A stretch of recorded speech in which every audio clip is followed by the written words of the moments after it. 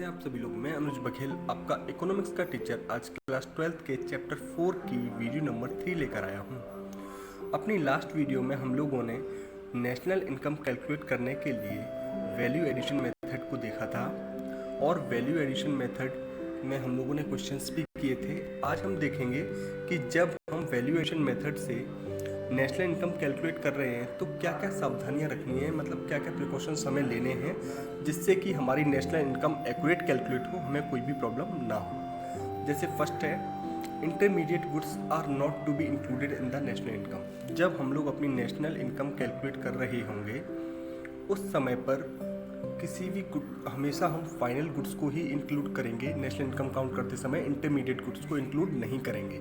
जैसे मैं एक एग्जांपल देके समझाता हूँ आपको।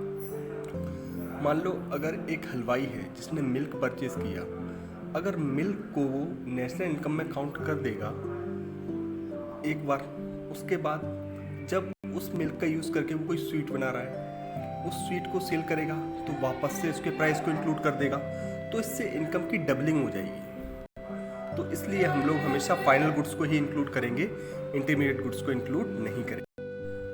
बी पॉइंट हमारा, sale and purchase of second hand goods is not included. देखिए, जब कभी भी हम गुड्स को सेकंड हैंड सेल करेंगे या परचेज करेंगे तो उससे होने वाली इनकम को हम लोग कभी भी नेशनल इनकम में काउंट नहीं करते, हमारी जीडीपी में काउंट नहीं करते। बिकॉज जब वो गुड्स फर्स्ट टाइम सेल किया गया होगा उस समय उसको हमने नेशनल इनकम में कैलकुलेट कर लिया होगा। अगर वापस से हम उसको इंक्लूड करेंगे तो इससे हमारी इनकम डबल दिखेगी, जबकि एक्चुअल में ऐसा नहीं है। बट इस बात का भी ध्यान रखेंगे कि अगर सेल और परचेज करने पर कोई ब्रोकरेज या कमीशन दी जा रही है तो उसको हम लोग नेशनल इनकम में काउंट करेंगे। थर्ड पॉइंट है हमारा, self consumption services are not included.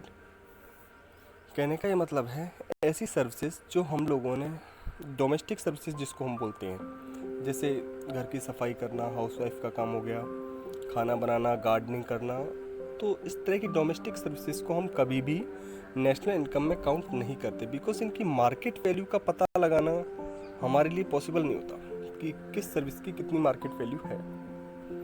इस वजह से हम कभी इनको नेशनल इनकम में काउंट नहीं करेंगे। नेक्स्ट डी पॉइंट देखिए, self consumption goods will be included.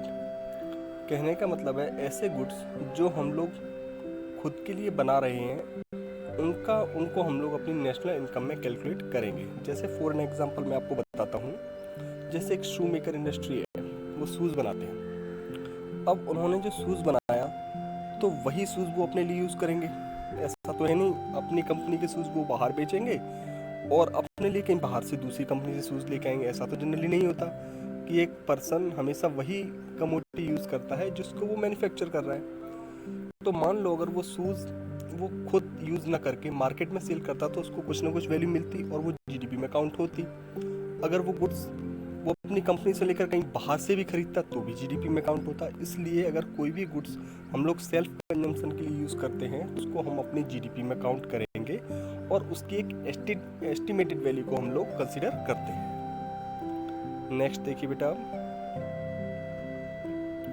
अब है आपका बेटा, imputed value of owner occupied house should be included। कहने का ये मतलब है कि हम लोग जो हमारा अपना घर है जिसके हम ओनर हैं, अगर हम उसको रेंट पर देने की जगह खुद यूज़ कर रहे हैं, उस घर में हम खुद रह रहे हैं, खुद ऑक्यूपाई करके रखा हुआ है, तो उसकी जो एस्टिमेटेड वैल्यू है, रेंटल वैल्यू, उसको हम जीडीपी में काउंट करते हैं और ऐसा मानते हैं कि जैसे हम उस घर में एज अ रेंट पर रह रहे हैं, वो हमारा ओन्ड हाउस नहीं है, जिससे कि हमारी रियल जीडीपी कैलकुलेट होती है और उसका जो रेंटल वैल्यू है वो एस्टिमेट की जाती है जो सिमिलर प्रॉपर्टीज़ है ना उसको ध्यान में रखकर, या फिर म्यूनसिपैलिटी इस बात को बताती है। नेक्स्ट है, change in stock of goods inventory will be included. यानी कि हमारी जो इन्वेंट्री है, जो गुड्स हम लोगों ने ओपनिंग स्टॉक था हमारा, जो हम लोगों ने सेल नहीं हो पाया था, उसके बाद ईयर एंड पर जो गुड्स सेल नहीं हो पाया उसको क्लोजिंग स्टॉक बोलेंगे। तो क्लोजिंग स्टॉक से जब हम ओपनिंग स्टॉक माइनस करेंगे तो उसकी जो वैल्यू आएगी उसको हम लोग अपनी नेशनल इनकम में काउंट करेंगे। नेक्स्ट देखते हैं बेटा, प्रॉब्लम ऑफ डबल काउंटिंग। अब प्रॉब्लम ऑफ डबल काउंटिंग क्या है? देखिए, जब हम कभी भी इंटरमीडिएट गुड्स को नेशनल इनकम में कैलकुलेट कर लेते हैं, ऐड कर देते हैं, उसके बाद उस इंटरमीडिएट गुड्स का यूज़ करके कोई फाइनल प्रोडक्ट बनता है, उस फाइनल प्रोडक्ट को भी जब हम जीडीपी में ऐड कर लेते हैं तो इससे नेशनल इनकम की डबलिंग हो जाती है, और डबलिंग होना ठीक नहीं है। इससे हमारी रियल जीडीपी कैलकुलेट नहीं होती। इसके साथ ही हमारी वीडियो ख़त्म होती है। थैंक यू एंड जय हिंद।